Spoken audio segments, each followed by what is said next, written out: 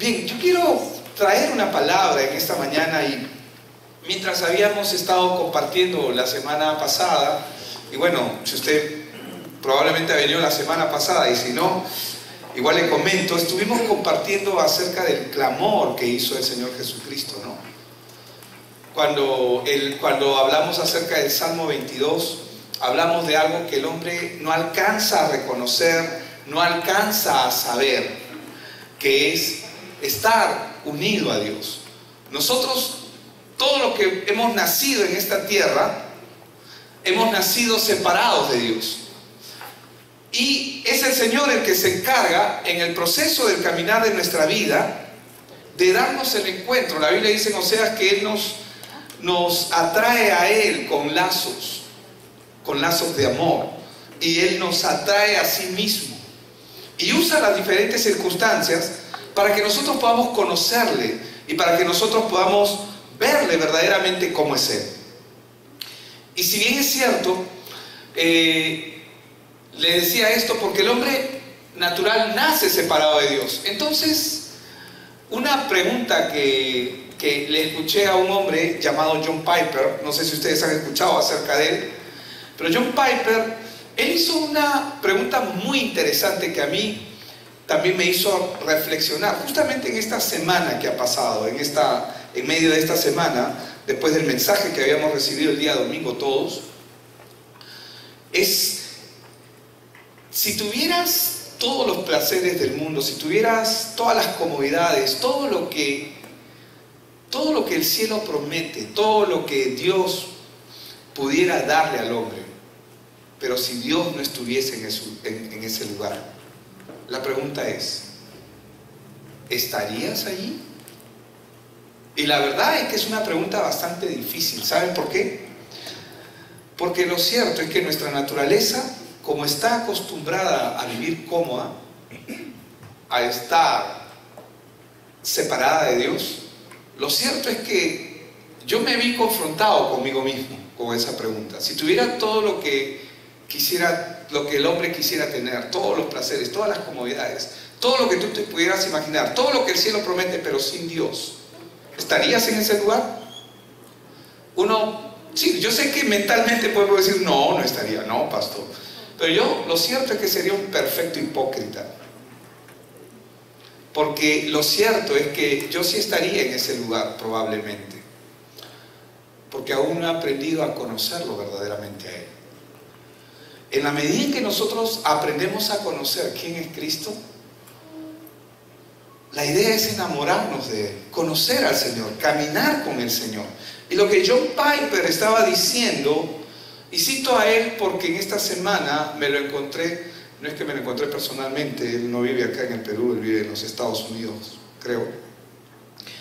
El punto es que lo cierto es que, ¿qué hace que tú estés aquí? ¿Cuál es la causa por la cual tú estás aquí? Si bien es cierto, podríamos nosotros decir, sí, Dios es la causa. ¿Es verdad eso? ¿Eso es verdad? O lo verdaderamente cierto, es que aún necesitamos resolver muchas cosas y tenemos la esperanza de que Dios nos ayude a terminar de resolverlas. Y por eso estamos aquí.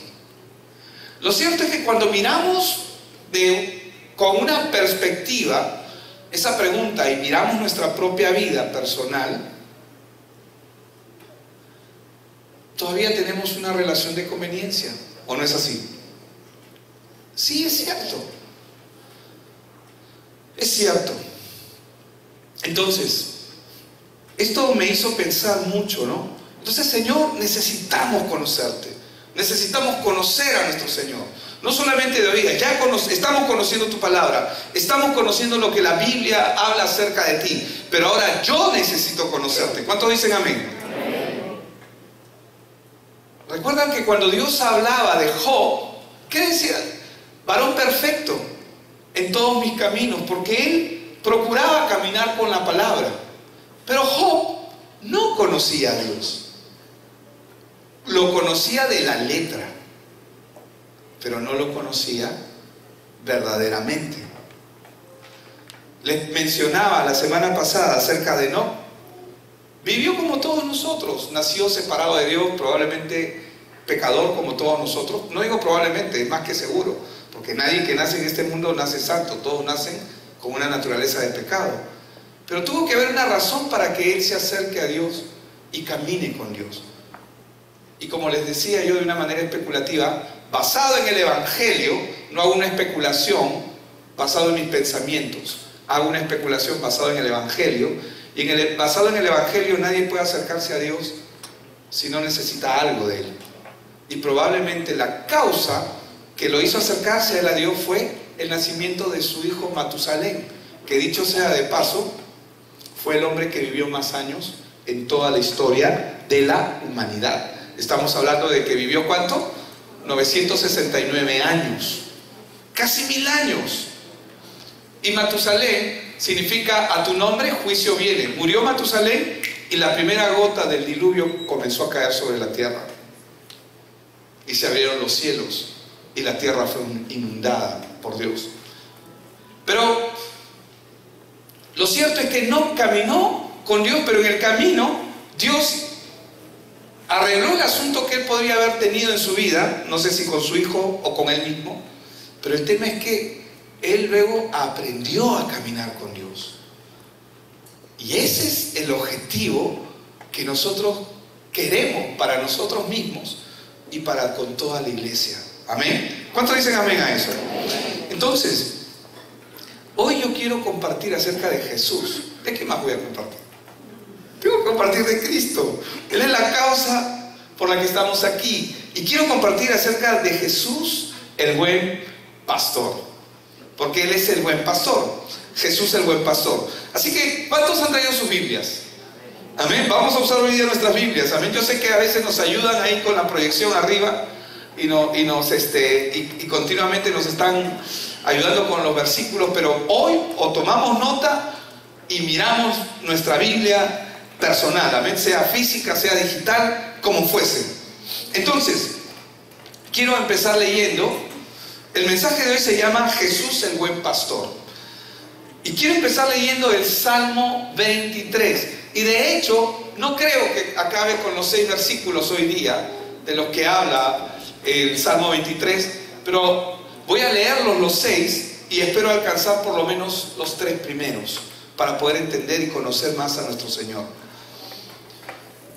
Salmo 23, verso 1 dice: Jehová es mi pastor, nada me faltará. Amén. En lugares de delicados pastos me hará descansar, junto a aguas de reposo me pastoreará, confortará mi alma, me guiará por sendas de justicia, por amor de su nombre, por amor de su nombre.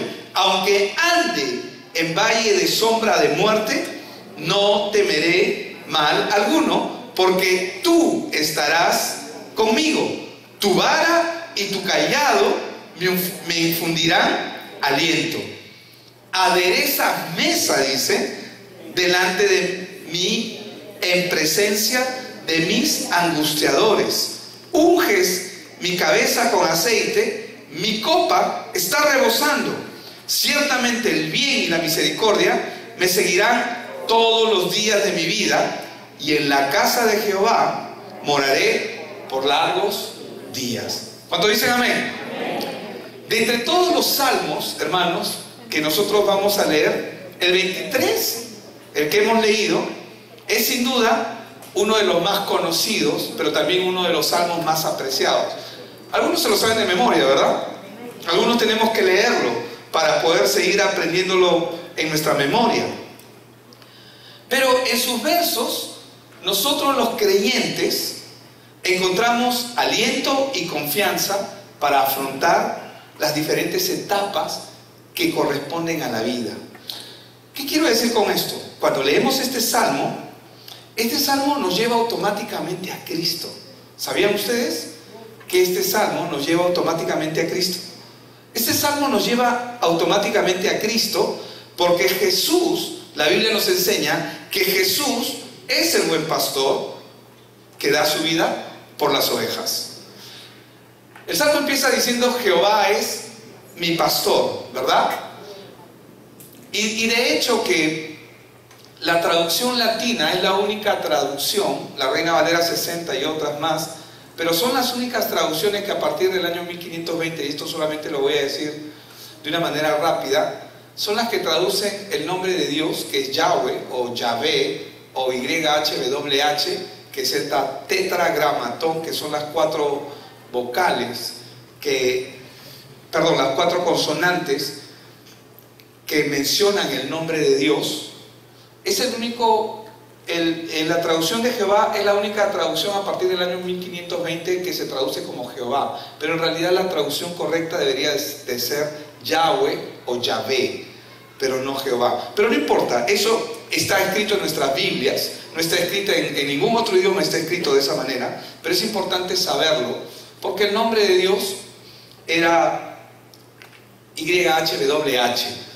No tenía consonantes, y cuando le pusieron las consonantes derivaron una palabra equivocada, pero para traducirlo, y así es como se ha traducido. Pero vamos a ver en el Nuevo Testamento que cada vez que se cita la palabra, en todas las citas de la palabra que se hace alusión al nombre de Yahvé, que en nuestras Biblias está escrito como Jehová en el Antiguo Testamento, es traducido como Señor. Es traducido como Señor. O también puede traducirse como Yahweh, YHWH. Entonces, retornamos. Entonces, cuando leemos este salmo ese es uno de los salmos, bueno, toda la Biblia lo hace, que nos lleva directamente con Cristo. ¿Por qué? Porque Él es el buen pastor. Jesús lo dijo. En Juan 10:11, Él dijo lo siguiente: yo soy el buen pastor. El buen pastor su vida da por las ovejas. Amén. Él es el buen pastor, y el buen pastor su vida da por las ovejas. En Hebreos 13:20 la Biblia nos dice: y Él, Dios de paz, que resucitó de los muertos a nuestro Señor Jesucristo, el gran pastor, dice, de las ovejas, por la sangre del pacto eterno. Y primera de Pedro, he leído Juan 10:11, Hebreos 13:20 para los que están tomando nota, y primera de Pedro 2:25 dice: porque vosotros erais como ovejas descarriadas, pero ahora habéis vuelto, dice, al pastor y obispo de vuestras almas. Para poder nosotros entender con una claridad mejor el Salmo 23 y aplicarlo a nuestras vidas, primero es importante entender el contexto. Y es que cuando tú quieres entender un texto en la Biblia o un párrafo en la Biblia, tú tienes que leer lo que antecedió y lo que está posterior a él, ¿verdad? Para poder entenderlo. ¿Por qué? Porque siempre hay un contexto en el que se está hablando. Y nosotros leímos de alguna manera el Salmo 22. Y en el Salmo 22 nosotros podemos ver con claridad la obra del buen pastor. Yo soy el buen pastor que da su vida por las ovejas, dice, ¿verdad? Y en el Salmo 22, ¿qué leemos? Dios mío, ¿por qué me has desamparado? Dice el Salmo 22. ¿Por qué estás tan lejos de mi salvación y las palabras de mi clamor? Dios mío, clamo de día y no respondes, y de noche y no hay para mí reposo. Era lo que mencionábamos, que al Señor no profirió palabra cuando fue golpeado, fue maltratado, cuando su cuerpo fue molido, pero cuando el Señor se separó de él, escuchamos un clamor. ¿No les ha pasado que a alguno de ustedes, cuando en algún momento, yo me acuerdo que cuando mi padre me castigaba, había uno de los látigos que ese sí dolía duro, ¿no? Y ¡ay! ¡Ah! Gritaba uno, ¿no? Porque sentías el dolor.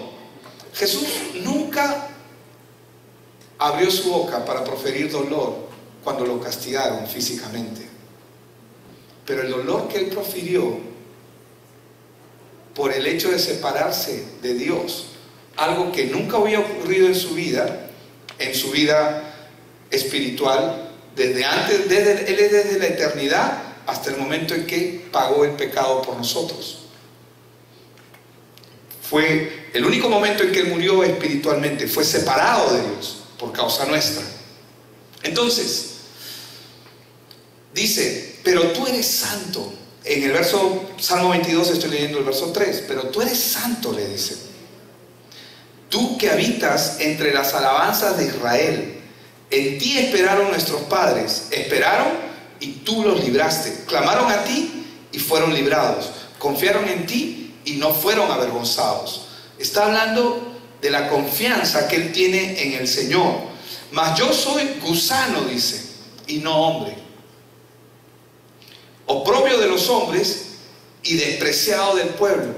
¿Qué significa esto? Cuando el Señor está diciendo yo soy gusano, lo está hablando de manera metafórica, porque el hombre fue reducido después de la caída a nada, y Él está pagando la culpa nuestra, una condena que nos llevó a ser esclavos.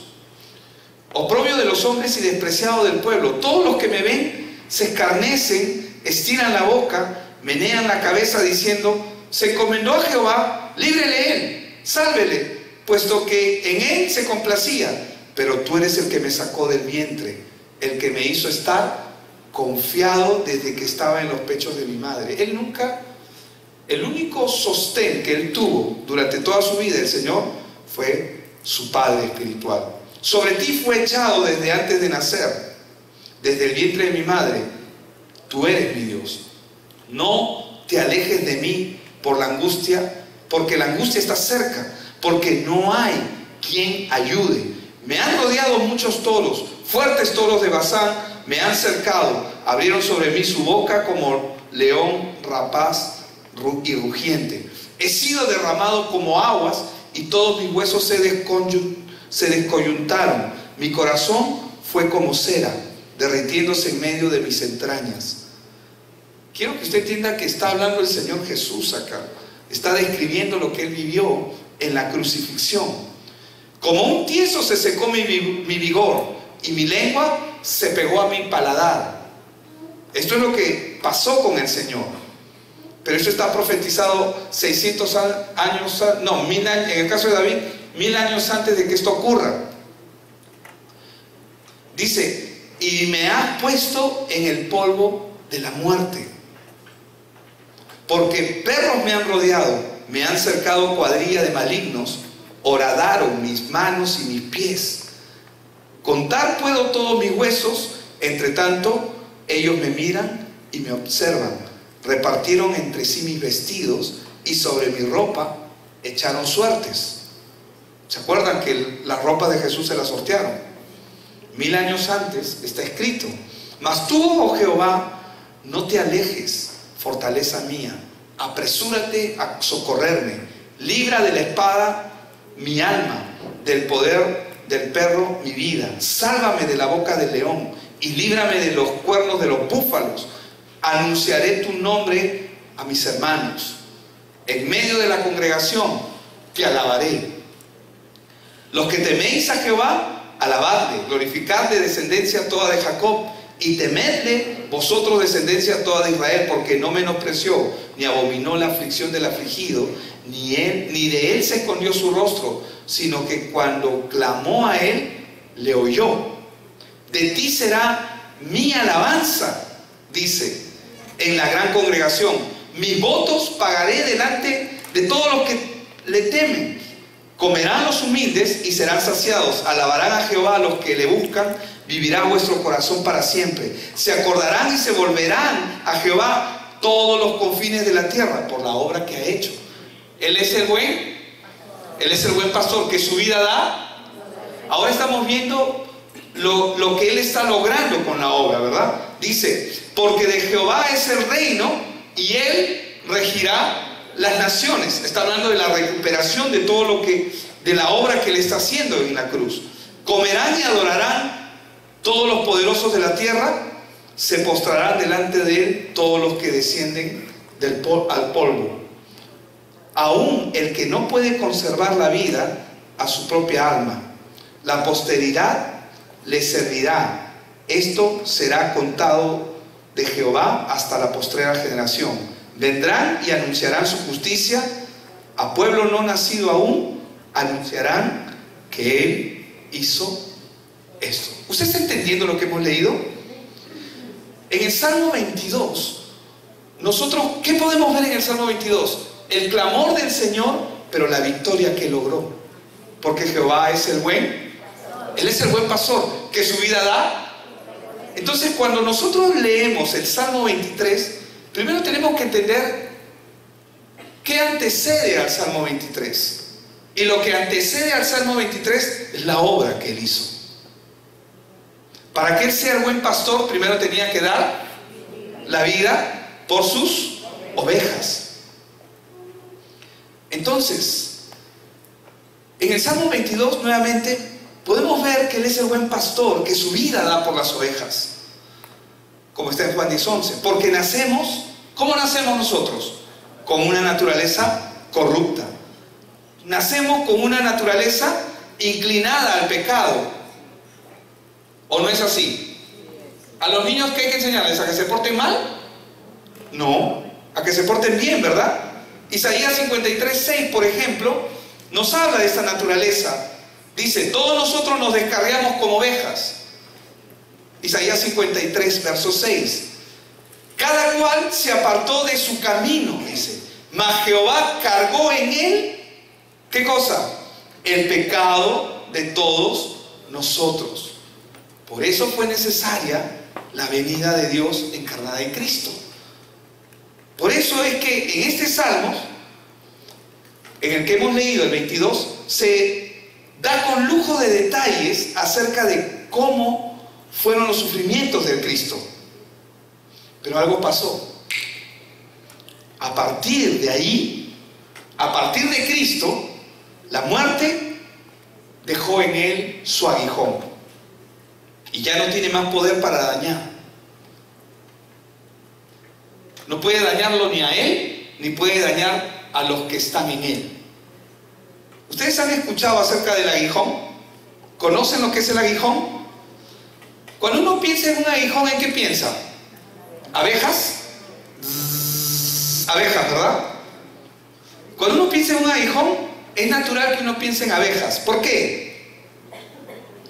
Porque la abeja se muere cuando pica. Es un medio de defensa. Ahora, escuchen bien. Las ovejas obreras no se reproducen. No pueden. Solamente una se reproduce. Es la reina. ¿Verdad? Por lo que la única manera de asegurar la descendencia de las abejas es protegiendo la colmena donde está ella. Noten la ilustración que el Señor hace. Entonces, el aguijón del pecado que entró en Adán picó a la humanidad y la condenó a muerte. Pero Jesús tomó ese aguijón,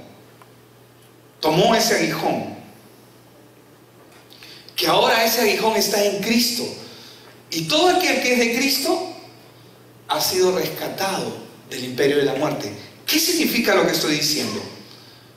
¿Qué significa? Vamos a verlo en las palabras de Pablo, 1 Corintios capítulo 15, y voy a leer del verso 55 al 57. En 1 Corintios capítulo 15, verso del 55 al 57 dice: ¿Dónde está, oh muerte, tu aguijón? ¿Dónde está, oh sepulcro, tu victoria? Está hablando el apóstol Pablo, inspirado por Dios.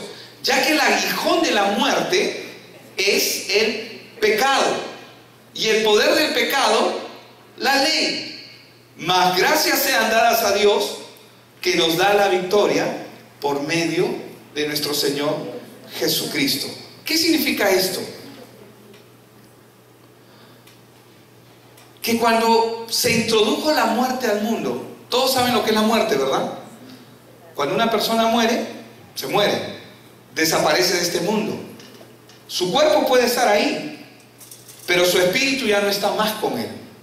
o con ella. Y si no está si no está el espíritu y el alma de esa persona ahí, ese cuerpo está muerto. Se va a convertir en polvo. Entonces, la victoria que trajo Satanás sobre este mundo se llamó el imperio de la muerte. ¿Qué significa eso? Que toda persona que nace en este mundo va a morir. ¿Cuál es la victoria que trajo Jesús? Él dijo que el que cree en mí, aunque esté muerto. Mi abuela acaba de fallecer hace unos meses nada más. Y yo sé que muchos de nosotros hemos perdido seres queridos, que amamos. Pero lo cierto es que yo sé que ella va a resucitar en el día postrero, porque está en Cristo.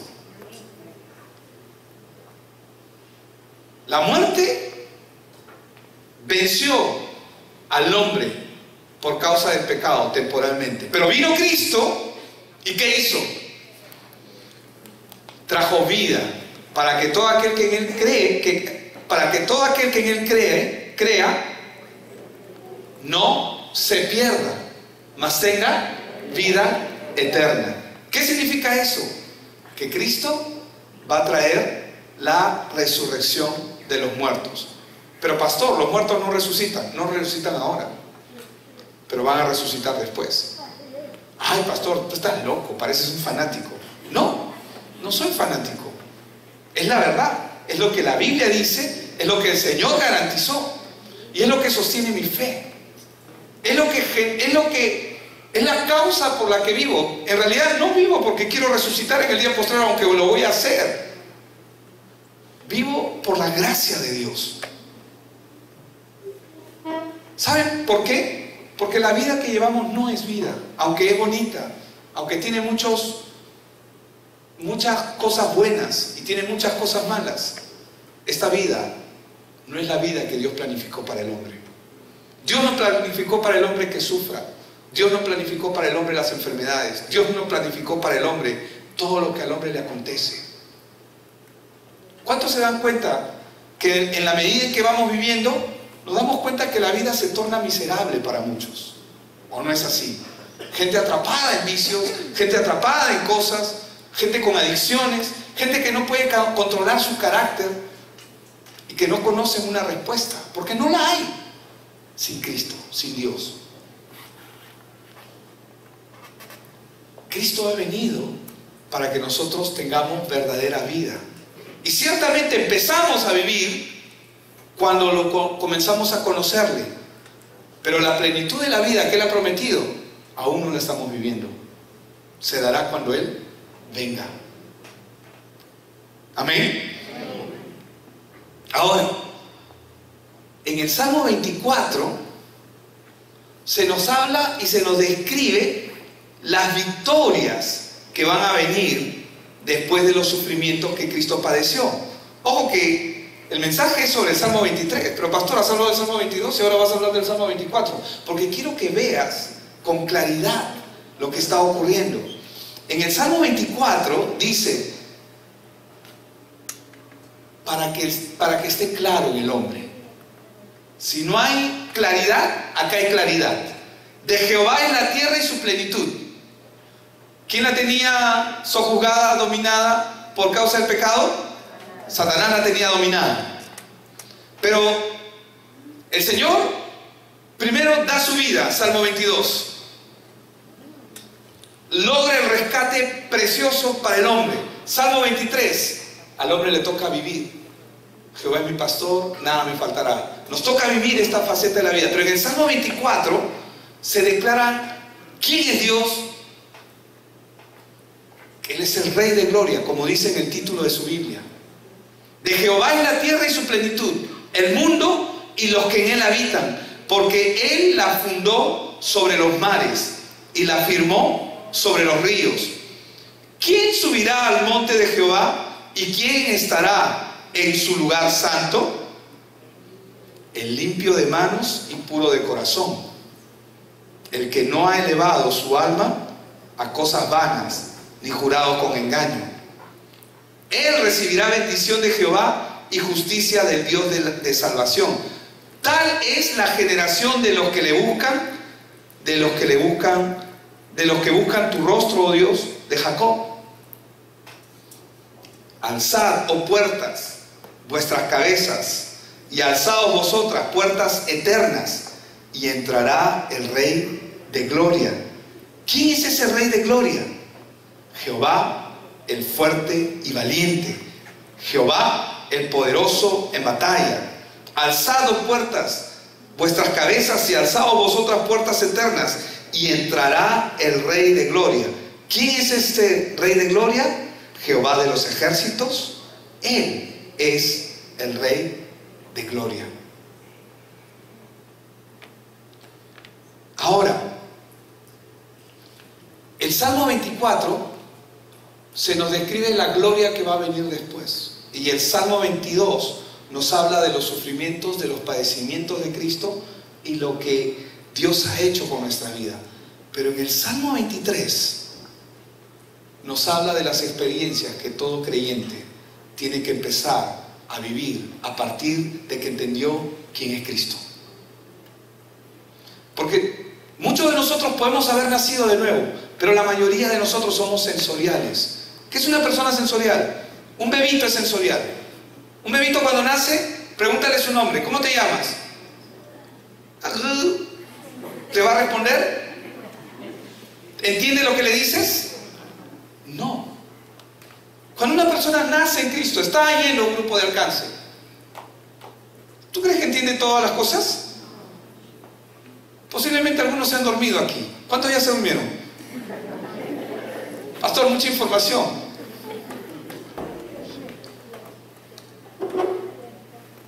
Los niños cuando nacen son sensoriales, se conectan emocionalmente.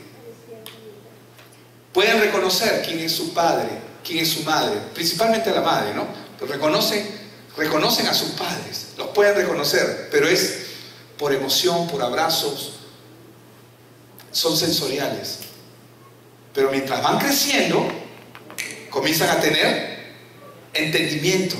Y sobre ese entendimiento es que nosotros vamos trabajando, ¿o no es así? Porque no nace un bebé, le pones un pantalón y lo mandas a trabajar.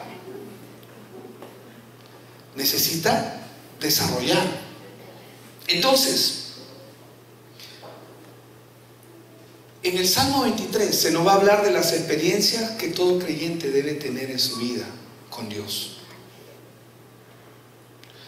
Y eso va a ocurrir a partir del día en que la persona entiende quién es Dios, entiende quién es Cristo. Y a partir de ese momento se hace beneficiario del sacrificio que Cristo ha hecho por él. Ahora, por eso dije que quizás no vamos a acabar todo el Salmo 23. Vamos a leer, hemos leído los 6 versos, pero vamos a tocar probablemente solo los primeros 3. Pero voy a mencionar, vamos a plasmarlo de esta manera. Vamos a plasmarlo como las etapas en la vida del creyente. Y el Salmo 23, del verso 1 al 3, vamos a ver la vida presente donde el Señor tiene que ser el pastor. ¿Cuántos dicen amén?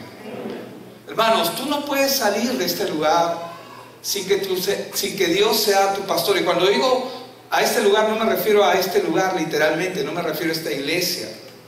Me refiero, tú no puedes salir de esta tierra sin que el Señor sea tu pastor. ¿Recuerdan la palabra que Él dijo? La buena obra que Él ha empezado, Él la va a perfeccionar hasta el día de Jesucristo. Entonces, en los primeros 3 versos vamos a ver la vida presente de todo creyente que necesita conocer que Jehová es su pastor y necesita saber que todo es Él y acerca de Él. ¿Cuántos están conmigo? ¿Me están siguiendo? Amén. En el verso 4, Salmo 23, 4, vamos a ver que es necesario que el hombre pase por la muerte. Amén. Yo sé que eso no nos gusta a muchos, pero esto podríamos verlo de diferentes aristas, ¿no? Diferentes caras. ¿Qué significa? Que es necesario que todos pasemos por muerte. donde experimentemos y donde vamos a experimentar, tanto en la muerte literal como en la muerte cuando comenzamos a morir a nosotros. Ay, pastor, ¿por qué el Señor me ha dado una esposa así? ¿No? Los que se quejan, los quejumbrosos. Acá no hay muchos de esos, ¿verdad? Sí hay, ya levanta su mano. No levantes tu mano.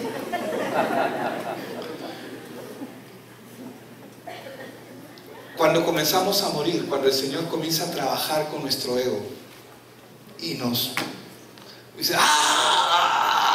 ¿cómo duele? Duele. Pero el Señor sigue siendo el pastor. Él sigue teniendo la soberanía, el gobierno, el reino. Él sigue siendo Dios en tu vida.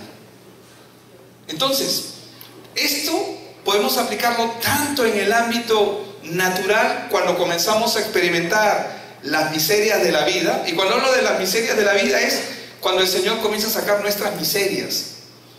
Porque el Señor va a comenzar a sacar nuestras miserias. ¿Qué son nuestras miserias? Nuestro orgullo, nuestro ego, nuestra vanidad, nuestro yo. Nuestro yo. Yo puedo, yo todo. Yo solito. Y del verso 5 y 6 del Salmo 23 vamos a ver el deleite, el gozo que representa y significa disfrutar de la eternidad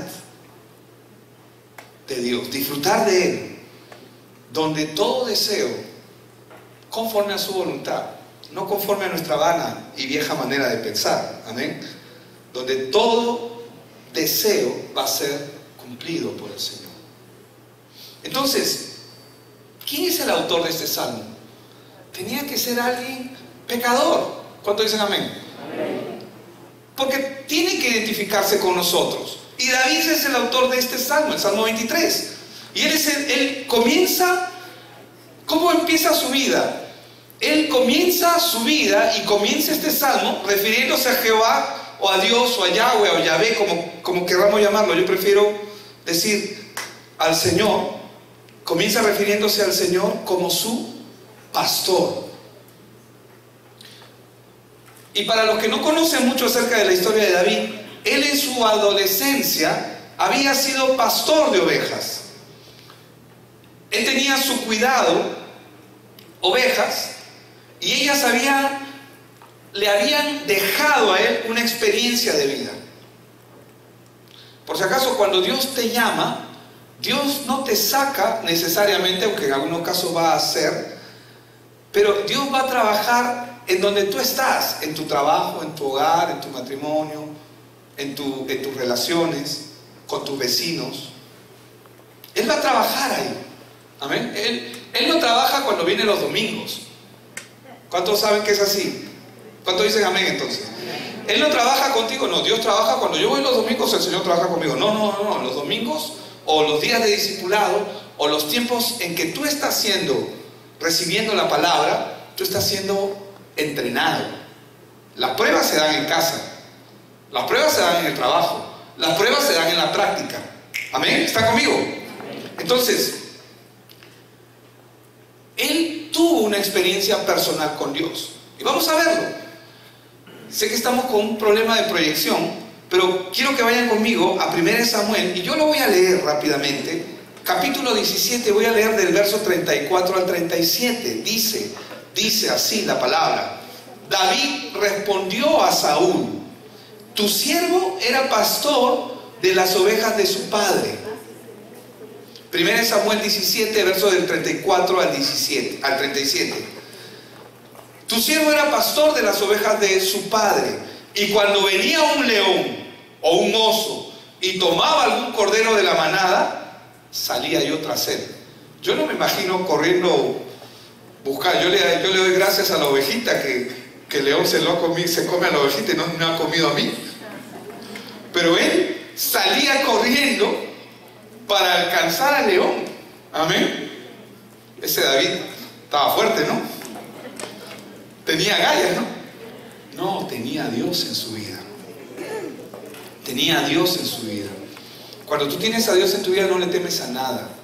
No miras el contexto natural, miras el ámbito espiritual. Por eso les digo, qué bueno que se comió la oveja, no me comió a mí.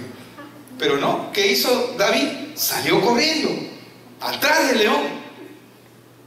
Dice, cuando venía un león, dice, o un oso, ustedes saben que los osos son rápidos también, 45 kilómetros por hora corren, más rápido que un ser humano. Y tomaba algún cordero de la manada, salía yo tras él y lo hería. O sea, no lo mataba inicialmente, lo hería. Dice, y lo libraba de su boca, y si se levantaba contra mí, ya fuiste. Yo le echaba mano de la quijada y lo hería y lo mataba. Fuese león, fuese oso, tu siervo lo mataba. ¿Cuántos dicen amén? Y este filisteo incircunciso, refiriéndose a Goliat, ¿verdad? Será como uno de ellos. Porque, ¿a quién ha provocado? ¿Ha provocado la ira de David? No dice que provoca la ira de David, dice, porque ha provocado al ejército del Dios viviente. Porque, ¿cómo él mira las cosas? ¿Cómo son sus pensamientos? ¿Conforme al sistema o conforme al reino de Dios? Él mira conforme al reino de Dios, no al sistema. Pero ¿cómo miramos nosotros las cosas? ¿Ahora qué voy a hacer? ¿No? Nos pasa eso, porque no entendemos los planes que Dios tiene sobre nosotros. Porque muchas veces no lo entendemos. Pero que se haga su voluntad. ¿Cuántos dicen amén? Señor, yo quiero que hagas tu voluntad. Solo tu voluntad. Mientras menos participe yo, mejor. Pero siempre tengo que abrir mi bocota. Siempre tengo que meter mi cuchara. Siempre tengo que meter la mano. Siempre tengo que hacer alguna tontería. Pero luego le digo, Señor, tu voluntad. Pero necesitamos realmente aprender a hacer su voluntad. Entonces, añadió David, Jehová, que me ha librado de las garras del león y de las garras del oso, Él también me librará de la mano del filisteo, de este filisteo. ¿Eso qué significa? Que se agarró con el oso, se agarró con el león. O sea, que el león no se quedó tranquilo y dijo, ya voy a comer doble, hoy día hay postre de regalo. No solamente la ovejita, me voy a comer a este. ¿Y quién se comió a quién? Pan con pollo, le dijo, tú eres pan con pollo para mí. Hoy te cortaré la cabeza, ¿no? Y dijo Saúl a David, ve y el Señor esté contigo. ¿Cuánto dicen amén? Pero ahora, cuando él está escribiendo este Salmo 23, Jehová es mi pastor, David no está pensando en sí mismo como pastor, sino que asume la posición de oveja. Porque si él dice, él tiene ovejas a su cargo y él da la vida por ellos, él pelea por ellas. ¿Me explico? Él está dispuesto a ir contra el oso y contra el león por la oveja, y hasta está dispuesto a abrirle la boca. Venga, ovejita, ¿no? Le quiebra la quijada, lo hiere y mata al intruso. Entonces él tiene una comprensión clara de quién es Dios para él. Dice, yo tengo ovejas, pero tú eres mi pastor, yo soy tu oveja. Lo que yo hago por mis ovejas, tú lo haces por mí. Quiero que vean la cosmovisión, cómo él está mirando las cosas, cómo él las está entendiendo, para poder comprender de qué está hablando. Amén. Entonces, él asume la posición de oveja y él se siente cuidado por Dios mismo. Y si David había protegido con delicadeza sus ovejas y las había defendido aún a riesgo de su propia vida, ¿cómo Dios no haría mucho más en favor de él? Es interesante ver la confianza, esa confianza de David cuando se refiere a Dios como su pastor. ¿Saben? Necesitamos conocer a Dios de esa manera. Necesitamos conocer a Dios de esa manera. Lo digo porque estamos tan inmersos en el sistema que lo cierto es que hay muchos cristianos de domingo. Espero que acá no haya ninguno. Bueno, todos son de domingo porque todos vienen los domingos.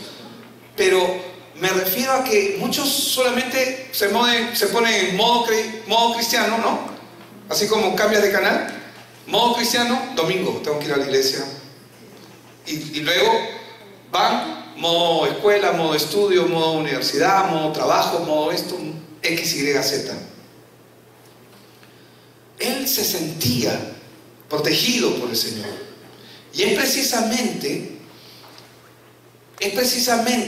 esa confianza que genera cuando tú entiendes quién es Cristo, cuando tú entiendes quién es Dios, cuando tú entiendes quién es Él en tu vida. Es eso lo único que puede generar nuestra verdadera confianza en Él. Hay mucha gente que dice que cree y que confía en Dios. Viene un problema a su vida y, por ejemplo, ¿no? Por si acaso, ¿no? Nadie se sienta aludido acá, esto no es para ninguno aquí. Y va a salir a comprar o va a salir a hacer esto. Ay, y ya se está preocupando. Oye, un ratito, ¿no eres cristiana tú? ¿No crees en Dios? ¿No tienes confianza en que...? No, sí, pero que esto y que el otro. Y se están preocupando nuevamente. Necesitamos verdaderamente confiar en Dios. Porque nada va a ocurrir si no lo permite. Amén. En el mundo hay un adagio popular que dice: cuando te toca, así estés en tu casa. ¿O no es así? Así, bueno, es un adagio popular, pero tiene mucho de cierto. Porque nadie puede impedir lo que ya de alguna manera está establecido. Pero lo que Dios ha preparado para el hombre es protección, es su cuidado. Y cuando Él está diciendo: Jehová es mi pastor, nada me faltará. Nada me faltará. Interesante. Las ovejas son animales que necesitan ser guiados y cuidados. ¿Cuántos saben que la provisión de Dios incluye todo? Les voy a decir algo más. Dios tiene todo cubierto. Hay personas que creen que la fuente de su ingreso es su trabajo.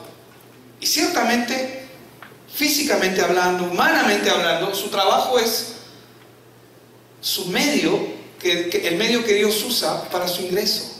Pero nuestra fuente es Dios, no es el trabajo.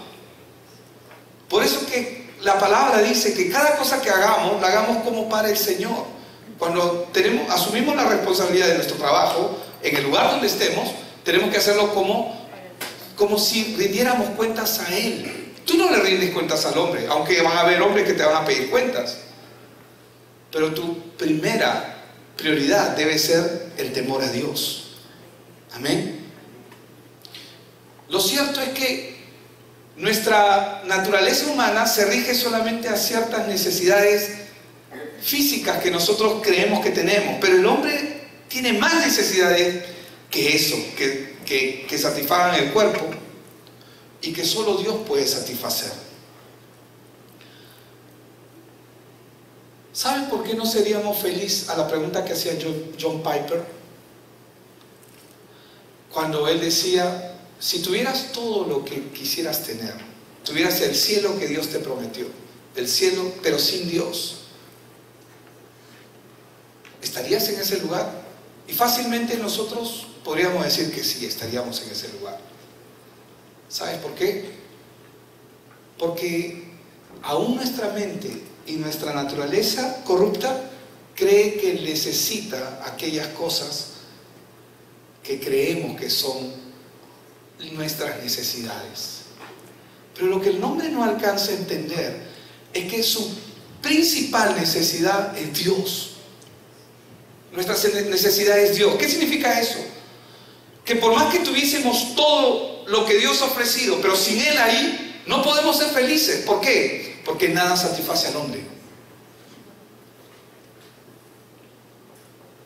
Dime algo que te haya gustado, que hayas consumido por mucho tiempo y que no te haya saturado, que no te haya cansado. Dios es el único que puede satisfacer al hombre. Él se debe convertir en nuestra principal, el principal objetivo que nosotros queremos alcanzar. Nuestro mundo moderno necesita darse cuenta urgentemente de esta verdad, que el hombre no es lo que su mente le dice, solamente un cuerpo con necesidades.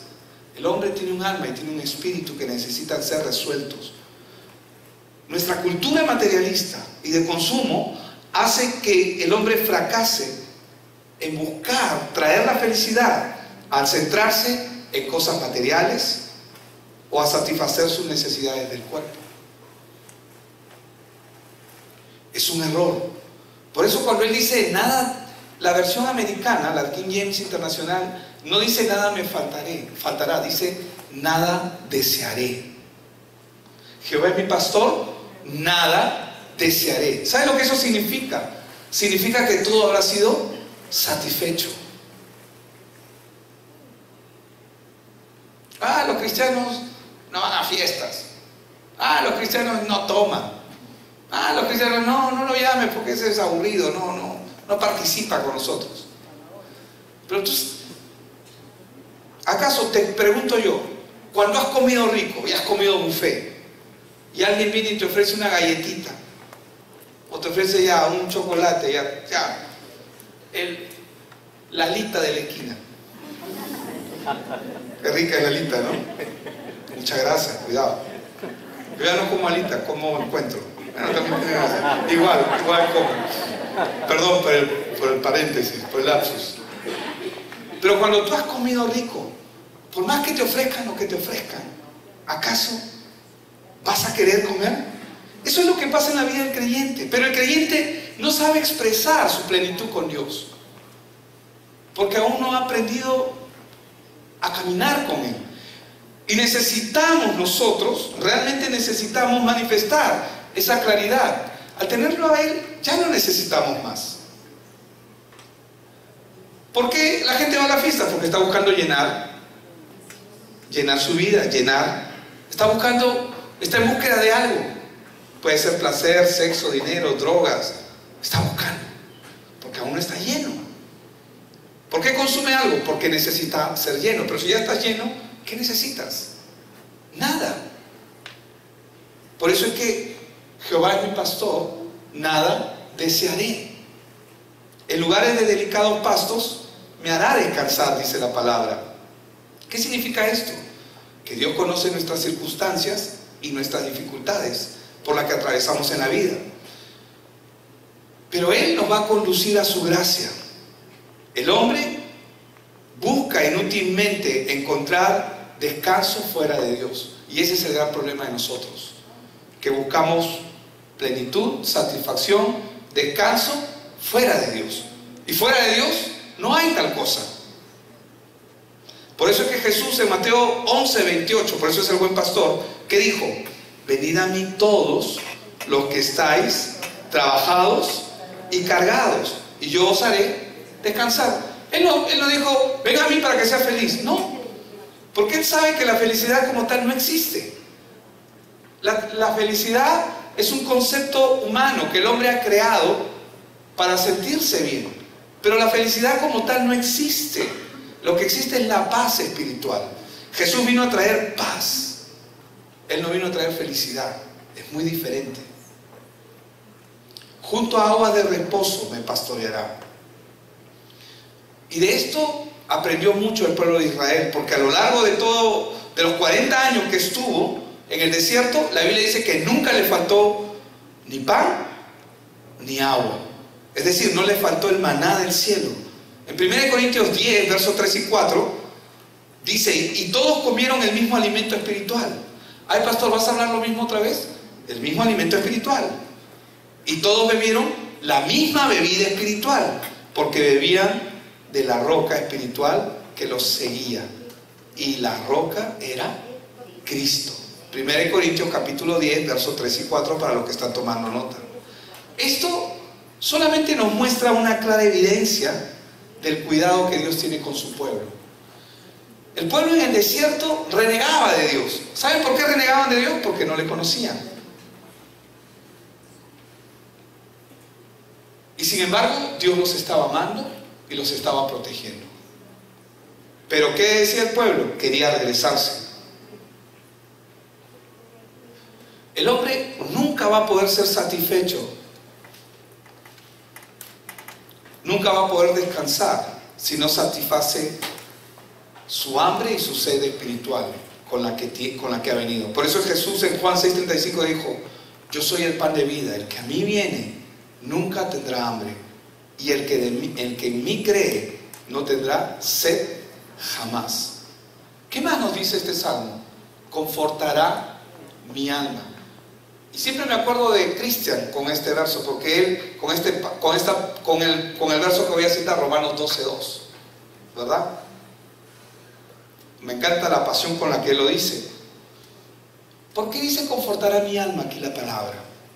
Porque la idea es restaurar. La idea de confortar es restaurar, es reparar. Esto nos habla de una renovación de nuestra mente, una renovación espiritual, algo que va mucho más allá de un conocimiento. Por eso es que hay mucha gente que conoce la palabra, pero sus vidas siguen siendo miserables. Yo era uno de ellos. Y estoy aprendiendo. Amén. Yo lo reto a usted a que aprenda. Ore: Señor, haz conmigo lo que tú has planeado. Soy materia disponible, dispuesta. Bueno, y agárrate también, ¿no? Porque el Señor va a comenzar a trabajar contigo. Ay, desde que he orado así todo me va mal. Bueno. Ay, desde que he orado así todo me comienza. Bueno, el Señor sigue siendo el pastor. Amén. Pero Él va a confortar tu alma. ¿Qué significa confortar a mi alma? Significa que Él va a renovarla, va a trabajar en ella. Y esto solamente es posible a través de la renovación de nuestro entendimiento, como lo dice Romanos 12:2. Y esto lo vemos con claridad en la vida de David. David, y con esto voy acabando para continuar la siguiente semana, porque no quiero que ninguno se pierda. Amén. David, hermanos, él fue llamado por Dios desde muy joven, y ciertamente él aprendió a caminar con Dios. Pero mira, ese hombre que aprendió a caminar con Dios cometió asesinato y luego adulterio. ¡Wow! Fuerte, ¿no? En la iglesia muchas veces, hermanos, ocurren las peores situaciones que uno se puede imaginar. Pablo lo dijo, que aún en el mundo se habla de tales cosas, refiriéndose al tipo de cosas que ocurren en el pueblo de Dios. Pero ¿saben qué es lo que hizo diferente a David? Cuando él fue confrontado por Dios, él aprendió a conocer a Dios. Pero ¿a partir de cuándo? A partir de que él reconoció su condición de miseria. Como él lo dice en el Salmo 51. Miserable de mí, ¿quién me librará? Contra ti solo he pecado y he hecho lo malo delante de tus ojos. Él reconoció su condición de miseria. En pecado he sido concebido, dice. En otras versiones dice, nací siendo pecador. No lo usó como para justificarse, sino lo usó para decirle a Dios: Señor, perdóname, esta es mi naturaleza y yo no puedo hacer nada contra ella. Cuando él supo y entendió que él no podía hacer nada contra su propia naturaleza, Dios recién pudo comenzar a obrar en su vida. Recién fue materia dispuesta. Pero antes de eso caminó con el Señor, sí, muchos años, pero no le conocía verdaderamente. Conocía así la palabra, conocía las escrituras, había tenido experiencias con Dios, pero no le conocía a Él. Después que se escribe el Salmo 51, ¿por qué lo escribe David? Su vida comienza a ser transformada. Cuando viene Natán y le dice: ¿qué haremos con un hombre? Estoy preocupado, voy a parafrasear, dice: estoy preocupado, ¿qué haremos con un hombre que tiene 1000 ovejas? Y ha venido donde uno que tiene una sola ovejita en su casa. Y ha agarrado y ha matado a la oveja y se la ha servido y se ha comido a la ovejita. Vive Jehová, todavía religiosazo, no, vive Jehová, no, vive Dios, vive Yahweh, no, vive el Señor, que ese hombre no pasará de hoy día. Hoy mismo morirá, ¿no? Una cosa así. tú eres ese hombre. ¿Por qué? Porque había tomado la mujer de uno de sus héroes, Urías. Urías Eteo era uno de sus héroes, uno de los valientes de David, considerado uno de los valientes.